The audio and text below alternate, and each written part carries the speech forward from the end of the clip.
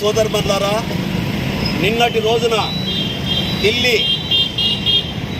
శుక్రవారం ముస్లింలు నమాజ్ చదువుకునే వేళ మధ్యాహ్నం 2 గంటలకు ఇంద్రలోక్ ప్రాంతంలో అక్కడ రద్దీగా ఉండే ప్రాంతం కూడా కాదు, ఒక ఫ్లైఓవర్ కింద ఉండే బ్రిడ్జి, ఆ బ్రిడ్జిలో మసీదులో ఫుల్ అయిపోతే బయటకు వచ్చి నమాజ్ చదువుతుంటే ఇంద్రలోక్ ఎస్ఐ, కేంద్ర హోం మంత్రిత్వ శాఖకు సంబంధించిన వారు అందరూ కలిసి వారి ఆధ్వర్యంలో పోలీసులు ఊట్కాళ్లతో తన్నుతూ నమాజ్ చదివే వేళ, వాళ్ళకి నమాజ్ చదువుతున్న వేళ ఒక 10 నిమిషాలు ఉంటుంది, ఆ 10 నిమిషాలు కూడా ఓపిక లేకుండా ఊట్కాళ్లతో మామూలు పరుచుకునే దాంట్లో బూట్లతో కాళ్ళతో ఇసురుకుంటూ పోవడము ఎంత దారుణమో మనం అర్థమవుతుంది.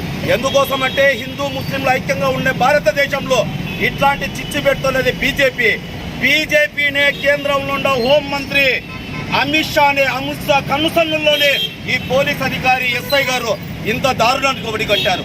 అందుకోసమే ఆవాజ్గా ముస్లిం మైనార్టీ ప్రజా సంఘాలుగా అనంతపురంలో పెద్ద ఎత్తున నిరసన కార్యక్రమం చేపట్టాం. రేపు రానున్న రోజుల్లో అతన్ని సస్పెండ్ చేయడం కాదు, అతన్ని డిస్మిస్ చేయాలి.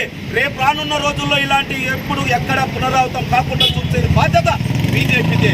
లేకపోతే రానున్న ఎన్నికలు వస్తున్నాయి, బీజేపీని పాలదోడడానికి మేము ముస్లింలంతా ఐక్యంగా ఉంటాము.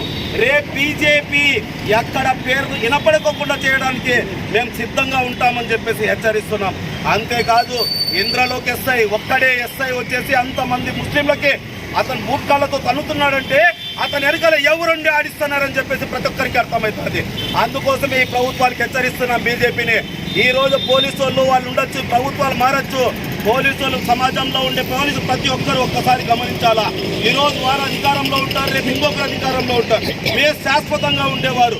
నమాజ్ చదివే వేళ 10 నిమిషాలు, ఆ 10 నిమిషాలకి ఏమవుతుంది? ట్రాఫిక్ ఇబ్బంది అయిందా? ఏమి ఇబ్బంది అయింది?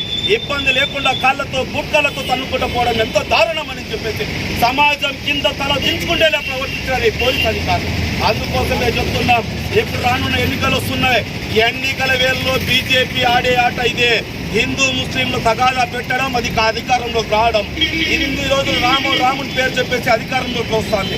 అందుకోసమే చెప్తున్నాం, హిందూ ముస్లింలు మేము ఐక్యంగా ఉన్నాం. రాముడు ఒకడే, అల్లా ఒకడే, అందరూ ఒకడే, మేమందరూ సమానంగా ఉన్నాం.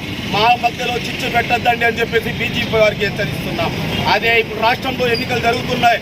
రాష్ట్రంలో కూడా బీజేపీకి ఏ పార్టీ సపోర్ట్ చేస్తుందో ఆ పార్టీని ఓడించడానికి ముస్లింలకు ఐక్యంగా పోరాటం చేస్తామని చెప్పేసి ఈ సభాముఖంగా హెచ్చరిస్తున్నాం.